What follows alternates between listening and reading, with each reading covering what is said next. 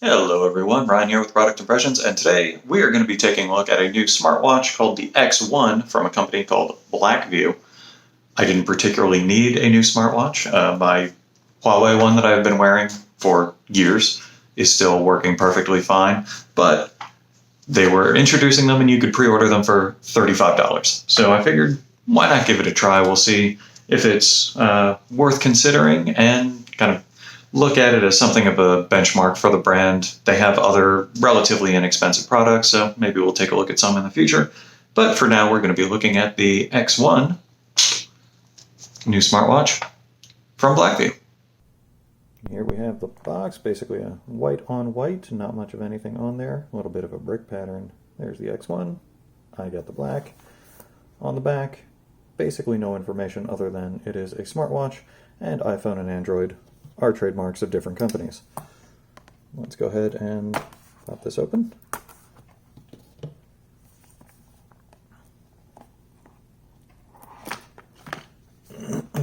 There we are. Little user manual. Here is the watch itself. It is maybe slightly larger than the Huawei that I've been wearing. They do have two different versions, the X1 and the X2. The X1 has the numerical ring around, bezel around the screen itself. The X2 does not, but the X2 was $70. This is now currently $70 as well. But as I said earlier, pre-ordering for $35 makes this a little more reasonable. It is supposed to have all-day heart rate monitoring, so there's sensors there for that, and it looks like we've got a proprietary charger, which, connects by USB and has magnets to align it. Hopefully that will work well.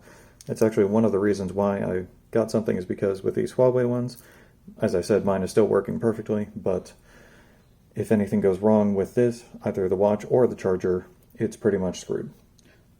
I've looked for replacement chargers just for when I'm traveling or things like that, and people say the non-original ones basically destroy the watch. So this is basically as a backup. We've got silicone straps, silicone, whatever, black or, I don't know, highlighter orange. Not big on the orange, but I'll probably stick with the black and maybe replace it with a leather band. Quick release on the band as well, so that should be easy to change.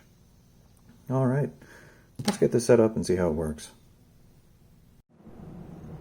Let's take a closer look at the watch. You pretty much have to shake it in order to wake it up. You do have 4 different watch faces. I do like this one because you can see how much power is remaining. I have been wearing this for about 2 weeks, and you can see that there's still a little bit of power left. And you can also see how many steps you have taken relative to your goal. Clearly today has not been terribly active. You have other options for the watch face itself. This is a little bit more modern, but shows you less information. This one has all of the information and a little bit more modern. And this one is the same information, but a little bit more, I don't know, minimalistic, modern. Otherwise, you can swipe to the sides. There you can see the different apps. You can get heart rate readings. This does take readings every 10 minutes. You can track different sports activities, look at your 3 most recent messages, or find your phone. All very nice functions. The music controls does have a simple play, pause, and forward back, stopwatch, timer, and settings. I have to keep shaking it because there is actually no setting to keep the screen on. So here's just basic information about the phone and software, rating on how I slept last night. The sleep information that you get is fairly similar to the Oura Ring, though I must say that the Oura Ring gives more accurate information, it seems.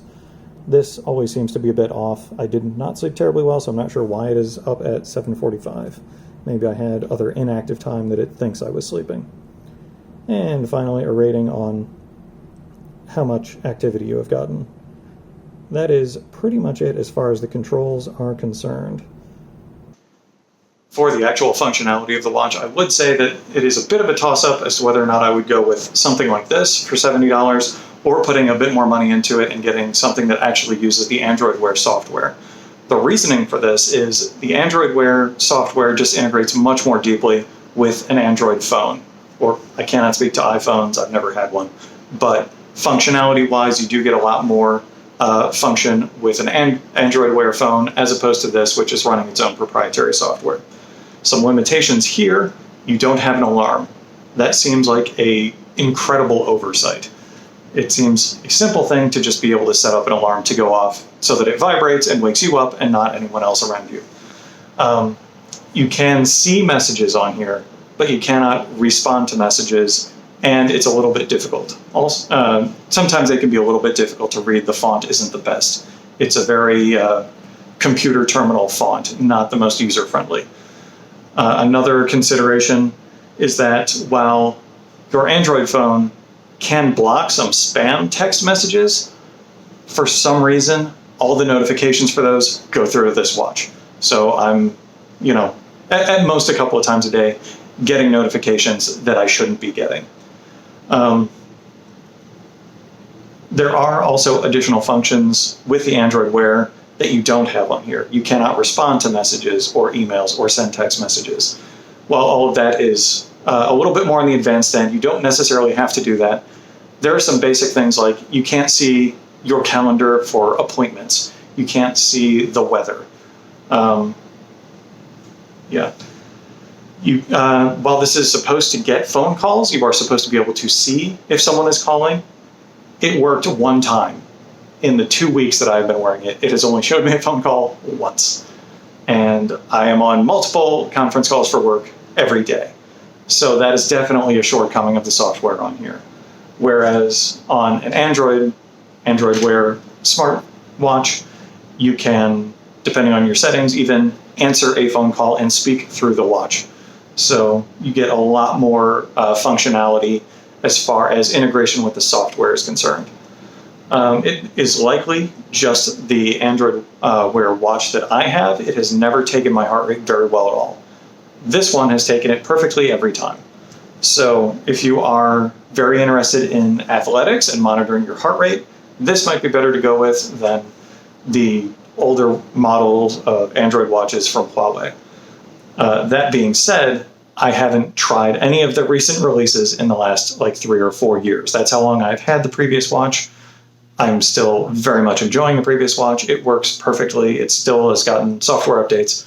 So I would say overall, I'd be inclined to go with an Android Wear smartwatch if you can afford it. There have been a lot of them that are on sale. You can find them from companies like Misfit and Fossil and other places where you might be able to get less expensive Android Wear watches. I would probably go with that rather than this particular watch. That being said, $70 is reasonable for a watch. You're not cheaping out. It is comfortable. It has a lot of functionality that a lot of people may like. And I cannot speak to how it works with an iPhone, but it's possible you're going to have the same functionality because it doesn't integrate with the software at all. It just gets some information and takes some readings. So hopefully this has been useful to you as I've been rambling on here. But if you have questions, leave them in the comments down below. I'll do my best to answer. And like, share, subscribe. I'll see you next time.